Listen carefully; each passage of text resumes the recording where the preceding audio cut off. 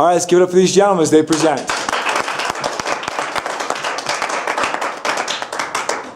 Good morning, ladies and gentlemen. Today we're going to be teaching you guys how to survive in the wilderness. First thing you need to know are the bare essentials to survival. Yes. See, when you're going out, you don't want to be like this guy in the woods. You only have a jacket, a shirt, and shorts. You want to be like this guy. He's prepared, he has his beanie, a beard knee, or whatever it's called, and he has a knife, and he's all prepared for a great weekend. Now today we're going to be following the journey of two young hikers lost in the woods who have nothing but a flint and steel striker and a knife.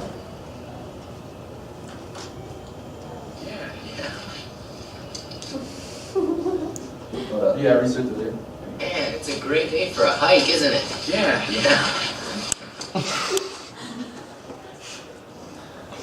Wow, I think we're lost, man. Yeah. Hi, I'm Noah with Justin. I want to teach you how to survive. Yeah, we're definitely lost. Yeah. Finding shelter.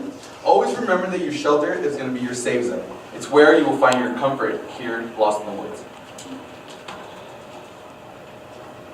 You need to choose your spot wisely when you're choosing your shelter, because, as Gonzalo said, shelter is your safety zone.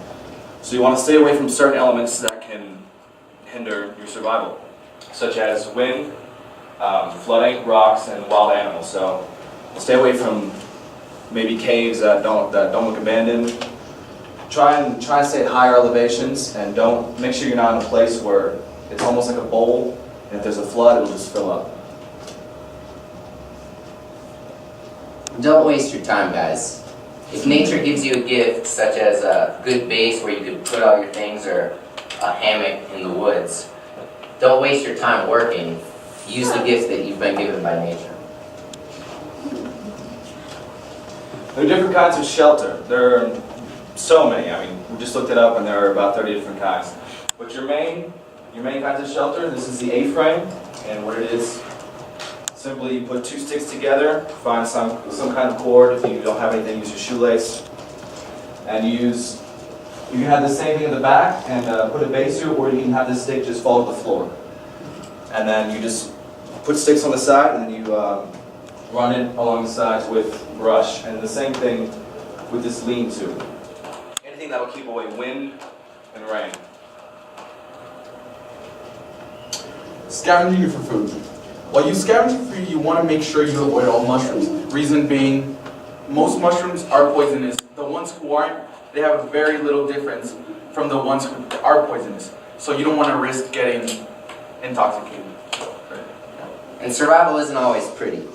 You may have to do things that right now you would cringe at, but it could save your life. Are you willing to do everything it takes to survive? Eat whatever it takes to survive, because survival is not pretty. Yeah. You gotta eat, this right here. You gotta eat this blade of grass. It's good for you, don't worry. Yeah. Eat it. Survival taste, huh? You like that? Yeah. You gotta eat, what is it? You got, yeah, this up there. It's got vitamins, vitamin C, that's right. It's good for you, don't worry. Yeah. Don't forget to swallow. So you're vitamin C. How was that? Did you like that one? Yeah. Yeah. Good. I'll show you breath and you smell so good right now. So how about we get some eucalyptus in your eye? Some nice mint. Yeah, there you go. So, alright, it's a little dead. Same effect there. You got. Yeah. Oh! Yeah, it's good. But, yeah. Oh boy. That's pretty good, right? Yeah, is it better than the other stuff? Yeah. Yeah.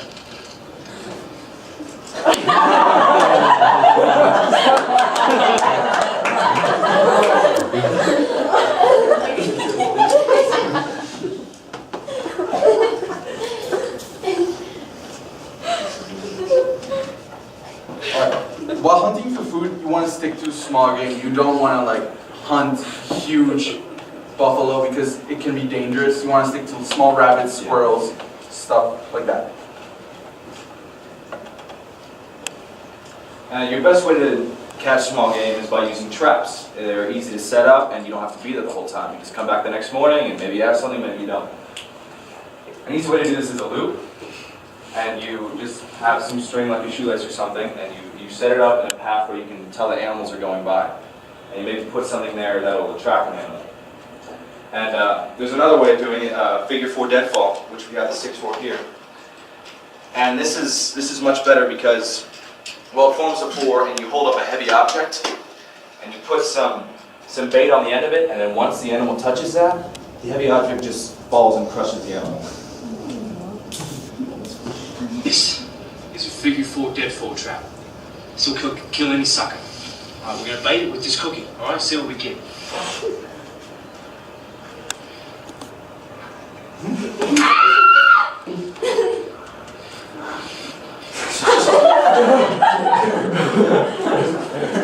As you can tell, it also catches large game.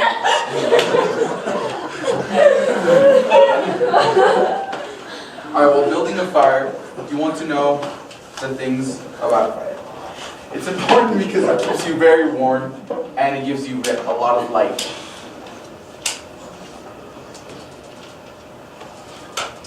The base of your fire is tinder, not the dating app, but small, could be small dead grass, small twigs, shavings from bark, anything that's dry and dead will do. And then what you want to do is, well, yeah, you can use a flint steel striker to start this, but yeah, just like that.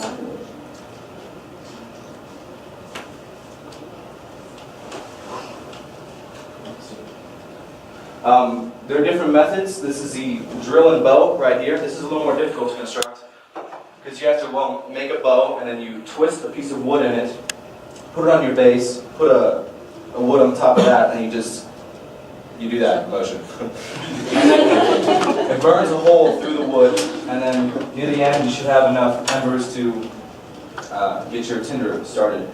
And this is a fire saw. If you've ever seen Castaway, this is what he uses. And what you do is you hollow out a middle piece of the wood, and it's just a scraping motion, building up, friction, and at the end you should have enough to start it. But that takes a lot of time. He's very happy did it. And the way that we like to do is flint and steel. It's more convenient. And yeah, here, pass this around. And what you got to do for this one, don't light anything on fire, is hold it firm with this hand. Put your finger behind this, okay? And just hit it hard. Yeah. Now with the flint and steel striker that we use, it can really take a long time to actually get anything to light. It could take hours even. I can do this, I'm a lone wolf. Get that bloody camera out of my face, mate.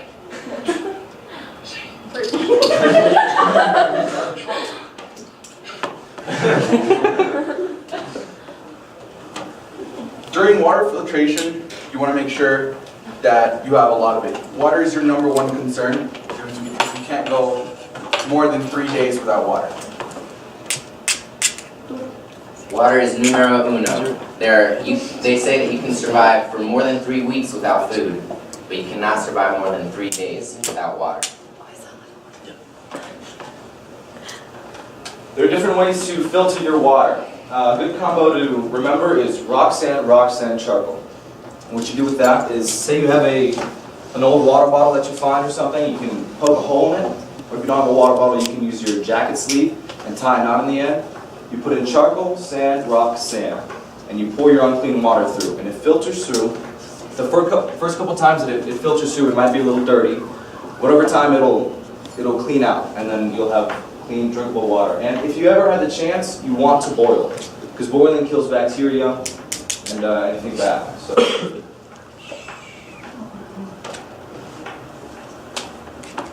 When knowing your position, you need to always remember to bring a compass whenever you go out into the wilderness.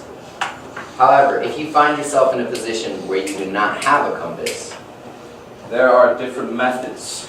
such as the shadow stick method. And what you can do with this, get around a 3-foot stick, you put it in the ground, and then you see where the shadow lies, and you mark it.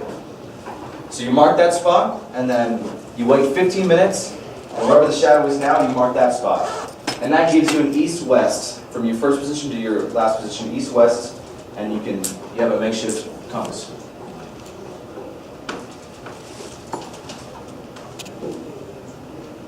And then finding your way home is very important, obviously. And a few ways to do that. If you're on the move, what you want to do is maybe make an arrow out of things, such as rocks or branches, anything that will point you in the direction if there's a helicopter or something.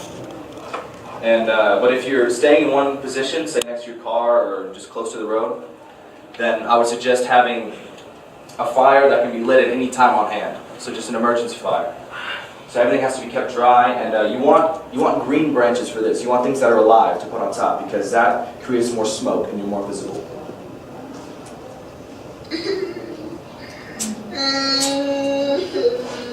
Mate, hey, you know we're like literally like right here, right? Like, right there. Like, that's your house right there. Wow, you're stupid.